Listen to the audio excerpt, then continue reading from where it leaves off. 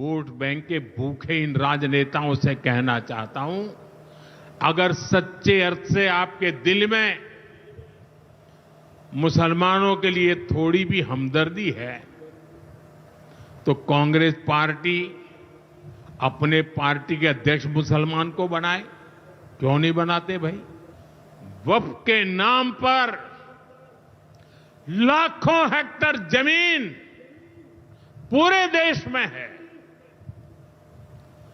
इस जमीन, इस प्रॉपर्टी से गरीब का, बेसहारा महिलाओं बच्चों का भला होना चाहिए था।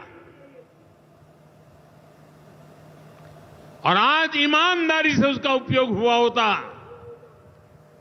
तो मेरे मुसलमान नौजवानों को साइकिल के पंक्चर बना करके जिंदगी नहीं गुजारनी पड़ती। दरअसल प्रधानमंत्री जी जिस पद पर बैठे हैं वो कभी कभी भूल जाते हैं उसकी गरिमा क्या है।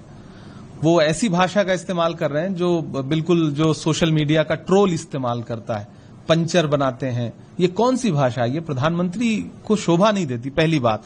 दूसरी बात, आपने पिछले 10 साल में, 11 साल में इस देश के युवाओं को इस स्थिति में ला दिया है कि उनके पास पंचर बनाने के अलावा, और पकौड़ा तलने की सलाह तो प्रधानमंत्री ने खुद दी थी। तो आपने इस देश के युवाओं को रोजगार के लायक तो छोड़ा नहीं है। यही एक रोजगार बचा है, या तो वो पकौड़ा तलें या तो वो पंचर बनाएं। प्रधानमंत्री जी, मुसलमान सिर्फ पंचर नहीं बनाता है। मैं गिनाना शुरू करूंगा तो बहुत सारी चीजें ऐसी हैं कि मैं गिनाऊंगा कि मुसलमानों ने क्या क्या बनाया है, लेकिन ये समय वो समय नहीं है कि मैं ये चीजें गिनाऊं और आप तंज करें। कांग्रेस पर आप आरोप लगा रहे हैं कि कांग्रेस हमदर्दी रखती है। मैं आपसे पूछना चाहता हूं कि आप नफरत करते हैं क्या? आप अपने देश के ही एक नागरिक समूह से नफरत करते हैं क्या? अगर आप नफरत ना कर रहे होते तो आपने मुख्तार अब्बास नकवी को, शहनवाज हुसैन को, एमजे अकबर को, जफर इस्लाम को, सबको डस्टबिन में क्यों डाल दिया है? इसका मतलब आप नफरत करते हैं। आप वक्फ बिल ला करके आज कह रहे हैं कि मुसलमानों का भला करना चाहते हैं, पसमानदा मुसलमानों का।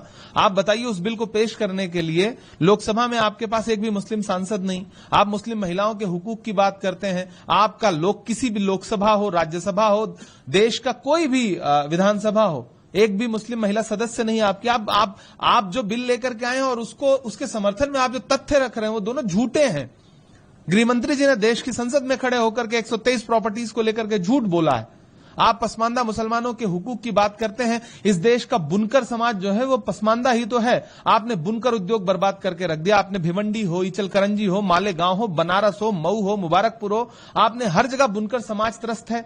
आपने बुनकर समाज की सब्सिडी खत्म कर दी। आपने जीएसटी लगा दिया।